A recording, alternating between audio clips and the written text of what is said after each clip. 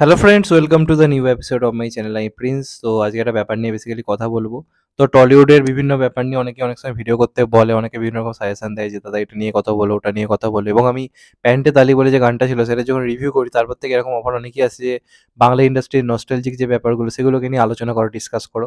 তো সেরকমই একটা আলোচনার মধ্যে আমার যেটা মাথায় এলো, বাংলার ওয়ান অফ দ্য বিগেস্ট জুটিকে নিয়ে আলোচনা করার। সেটা হচ্ছে জিৎ কোয়েল জুটি। দেখুন, বাংলাতে যে কয়েকটা জুটি লোকের মনে বিশেষভাবে জায়গা করে নিয়েছে, তার মধ্যে সবথেকে সেরা জায়গা আজও রয়েছে উত্তম। তারপর ধরুন সুচিত্রা সেনের যে মানে জুটিটা ছিল, সেটা কালজয়ী জুটি ধরা হয়ে থাকে এখনো পর্যন্ত। এবং ওটার পরবর্তী যুগে যেটা ছিল সেটা হচ্ছে প্রসেনজিৎ ঋতুপর্ণা জুটি, যেটা একটা অদ্ভুত মাত্রা ক্রিয়েট করেছিল। ওই জুটি একসঙ্গে মানেই লোকজন জাস্ট দেখার জন্য ছুটছে। এবং পরবর্তীকালে তো সিনেমার নামও দিয়ে দেওয়া হয় প্রসেনজিৎ ঋতুপর্ণা, এতটাই ক্রেজ মানে এই জুটিটা ছিল। কিন্তু তার পরবর্তীকালে যে জুটি মানুষের মনে সবথেকে বেশি জায়গা করে নিয়েছিল সেটা হচ্ছে জিৎ কোয়েল জুটি। এবং কোনো তুলনা হবে না এই জুটির। এই জুটি যখনই একসঙ্গে এসছে, একটা অদ্ভুত ম্যাজিক ক্রিয়েট করেছে। দেখুন, এই জুটির বেশিরভাগ সিনেমাই ভালো, আবার কিছু সিনেমা কিন্তু এমন কিছু আহামরি ছিল না। মানে এমন কিছু আহামরি ছিল না এই সেন্সে বলতে চাইছি, স্টোরির মধ্যে তেমন কিছু হয়তো ছিল না। কিন্তু দেখা গেছে সেই সিনেমাগুলো ব্লকবাস্টার হিট হয়েছে শুধুমাত্র তাদের দুজনকে দেখাবার জন্য। যেমন একটা সিনেমা ছিল হিরো।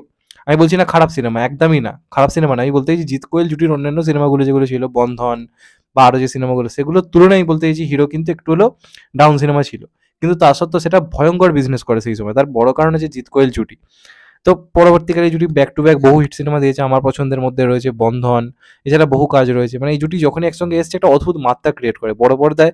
মানে এই দুজনের মধ্যে মানানসই জুটি খুব কম হয়। দেখুন, দেব কোয়েল জুটিও কিন্তু হিট, অবভিয়াসলি ওটা একটা সফল জুটি। কিন্তু একটা দেখে মানে পুরো মানে কি বলবো সেরা লাগছে এরকম কাপেল কিন্তু সত্যি কথা বলতে গেলে আমার বারবারই জিৎ কোয়েলকে মনে হয়েছে। তাদের যে গানগুলো রয়েছে, তাদের যে কেমিস্ট্রিটা আউটস্ট্যান্ডিং ছিল। সাত পাকে বাঁধা, কে ভুলতে পারবে সেখানে তাদের কেমিস্ট্রি। এমনকি নীল আকাশের চাঁদনি আপনারা দেখুন না, সিনেমাটা কি খুব আহামরি কিছু সিনেমা ছিল, কিন্তু সেখানে জিৎ কোয়েলের কেমিস্ট্রিটা আপনারা জাস্ট দেখবেন। মানে হয়তো স্ক্রিপ্টে তেমন হয়তো দম নেই, কিন্তু এই দুজন অভিনয় নিয়ে বার করে দিচ্ছে। তো এইরকম জুটি আপনি এখনকার দিনে সত্যি কথা বলতে গেলে দেখতে পাবেন। এবং বাংলাতে এই জুটি হিট হওয়া ব্যাপারটাই তো উঠে গেছে। এখন আপনারা কোনো একটা জুটি বলুন যেটা হিট, লাস্ট হয়তো আপনাদের মাথায় আসবে যেটা, সেটা হচ্ছে দেব রুক্মিণী জুটি। তাও কি সেটা জিৎ কোয়েলের মতো কি বিরাট পরিমাণে সফল? রেকর্ড ব্রেকিং সফলতা কিন্তু পায়নি। মানে ভালো জুটি, এমনিতে একটা জনপ্রিয়তা রয়েছে, বা অঙ্কুশ ঐন্দ্রিলা এমনি জনপ্রিয় জুটি। কিন্তু ওই জুটির জন্য লোকে সিনেমা দেখতে যাচ্ছে, এই ব্যাপারটা কিন্তু নেই। মানে জিৎ কোয়েলের সিনেমা যখন হিট হয়, যতটা কথা হয় জিৎকে নিয়ে ততটা কথা হয় কোয়েলকে নিয়ে। একটা সময় দেব কোয়েল জুটিও একটা ক্রেজ তৈরি করেছিল, কিন্তু আমি কেন জানি না জিৎ কোয়েলকে অবভিয়াসলি সব দিক দিয়ে এগিয়ে রাখি। এবার এই জুটির না একটা ভালো কামব্যাক দরকার রয়েছে। সত্যি কথা বলতে গেলে বাংলাতে ভালো রাইটারের অভাব, ভালো পরিচালকের অভাবের কারণে এই জুটির মানে এই জুটির ম্যাজিকটাকে আমরা মানে বড় পর্দায় ফিল করতে পারছি না। যেটা আমরা ওই মানে মোটামুটি 2005 4 5 থেকে 2007 8 অব্দি যে ম্যাজিকটা পেয়েছিলাম, এমনকি আপনারা দুই পৃথিবীতেও দেখুন না কি সুন্দর কেমিস্ট্রি ছিল। তো এখন কয়েকটা পরিচালক রয়েছে যারা পারবে, যেমন ধরুন রাজ চক্রবর্তী। কিন্তু রাজ চক্রবর্তী এখন ওই ধরনের সিনেমা করছে কোথায়? লাস্ট শেষ থেকে শুরুতে সেই একমাত্র কিন্তু ফিরিয়ে আনার চেষ্টা করেছিল। কিন্তু বাদবাকিরা কেউ ভাবছেই না যে এই জুটিকে কিভাবে ফিরিয়ে আনা যায়, কিভাবে কি করা যায়। যদি প্রপারলি ভালো স্ক্রিপ্ট পায় এই জুটি কিন্তু কাজ করবে। এখন দেখুন কোয়েলও প্রচুর বেছে বেছে কাজ করে, জিদ্দাও কিন্তু প্রচুর বেছে বেছে কাজ করে। কোয়েলকে আপনি একটা সিনেমায় জিদ্দার নর্মাল নায়িকা যদি বানিয়ে দেন, ওই ধরুন বেশ করেছি প্রেম করেছির মতো, কোয়েল কখনোই এখন রাজি হবে না। কোয়েলের যে এজ আজকে গিয়ে দাঁড়িয়েছে, কোয়েল যথেষ্ট ম্যাচিওর স্ক্রিপ্ট চয়েস করছে, সেটা আমরা দেখতেই পাচ্ছি।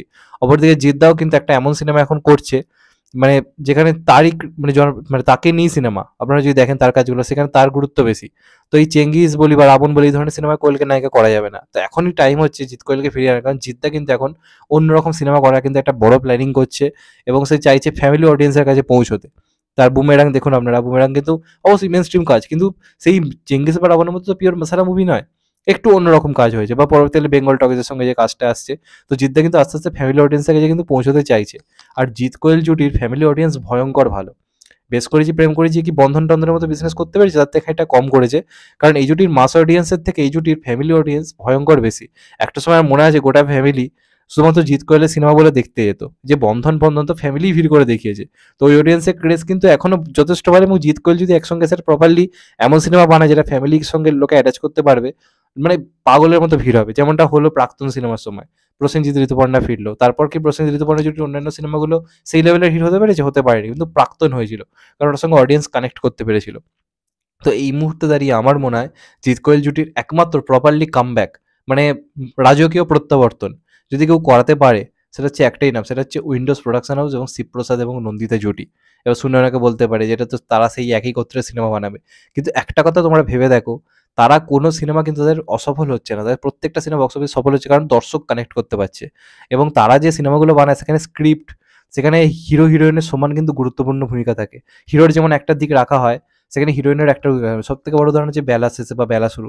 ওখানে সৌমিত্র চট্টোপাধ্যায়কে যতটা গুরুত্ব দেওয়া হয়েছে, দেখবেন সাথী ম্যামকেও ততটাই কিন্তু গুরুত্ব দেওয়া হয়েছে, কেউ কারোর থেকে কম যায় না। তো এরকম একটা স্ক্রিপ্ট হলে জিৎদাও রাজি হবে, কোয়েলও রাজি হবে। কারণ জিৎ এখন যে ধরনের সিনেমা করছে, সেখানে কোয়েলকে রাজি করানোর একটাই উপায় হচ্ছে, যে সিনেমায় জিতেরও সমান ইম্পর্টেন্স থাকবে, কোয়েলেরও সমান ইম্পর্টেন্স থাকবে। তো এই ধরনের স্ক্রিপ্ট বাংলাতে এই মুহূর্তে শিবপ্রসাদ, নন্দিতা জুটি বাদে কেউ লিখতে পারছে না। আর কারোর পক্ষে পসিবল নয়, ওইরকম স্ক্রিপ্ট কেউ লিখতে পারছে না। কারণ তারা জানে কিভাবে অডিয়েন্সকে কানেক্ট করতে হয় এবং কোন ওই অডিয়েন্সকে কিভাবে হলে আনতে হয়। তারা যখন একটা থ্রিলার লিখছে, সেটাও কিন্তু তারা সেই অডিয়েন্সের জন্য লিখছে, কিছুটা আমার মাস অডিয়েন্সের জন্য, যে কারণে রক্তবীজ অত ভালো বিজনেস করেছে পুজোর মধ্যে এসেও। তো আমার তো অবিলম্বে মনে হয় যে ওই জিৎ কোয়েল জুটির কামব্যাক করাতে হয়, প্রাক্তনের মতো একটা সিনেমা খুব দরকার রয়েছে, ওই টাইপের সিনেমা যেটায় মানে প্রাক্তন আমরা দেখুন না, প্রসেনজিৎ, ঋতুপর্ণা দুজনেরই কিন্তু কিছু বক্তব্য রয়েছে সিনেমাটার মধ্যে। তো এরকম একটা স্ক্রিপ্ট যদি দেওয়া হয়, যেখানে জিদ্দার কিছু বক্তব্য রয়েছে, কোয়েলের কিছু বক্তব্য রয়েছে, অডিয়েন্স পাগলের মতো যাবে, কেউ আটকাতে পারবে না ফির। এবং ওটাই হবে কামব্যাক। আজকে তো আপনারা তাদেরকে দিয়ে সেই হিরো, বন্ধন, মানিক ওই ধরনের সিনেমা করাতে পারবেন না।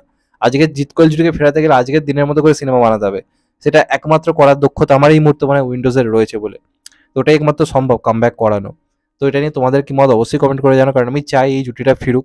অনেক জুটি হারিয়ে গেছে, দেব শুভশ্রী জুটি হারিয়ে গেছে, তারা আর একসাথে কাজ করবে বলে আমার তো মনে হয় না পসিবল। দেব কোয়েল জুটি আস্তে আস্তে হারিয়ে যাচ্ছে, সেখানে এই জিৎ কোয়েল জুটি ফেরা খুব দরকার, জিদ্দার জন্য দরকার, কোয়েলদির জন্য দরকার। এটা আমার ব্যক্তিগতভাবে মনে হয়। আমি জানি এই কথাটার সঙ্গে অনেকে একমত হবে আমার সাথে, আশা করছি আমি। তোমাদের এটা নিয়ে কি মত কমেন্ট করে অবশ্যই জানাও। যদি চ্যানেলটা নতুন হয়ে থাকো, চ্যানেলটাকে সাবস্ক্রাইব করে দিও and hit the bell icon. ভালো থেকো সবাই, টেক কেয়ার, নমস্কার, আবার দেখা হবে। এখন তো ভাই সবাই ভালো থেকো, সুস্থ থেকো, নমস্কার, টেক কেয়ার, আবার দেখা হবে, ভালো থেকো সবাই।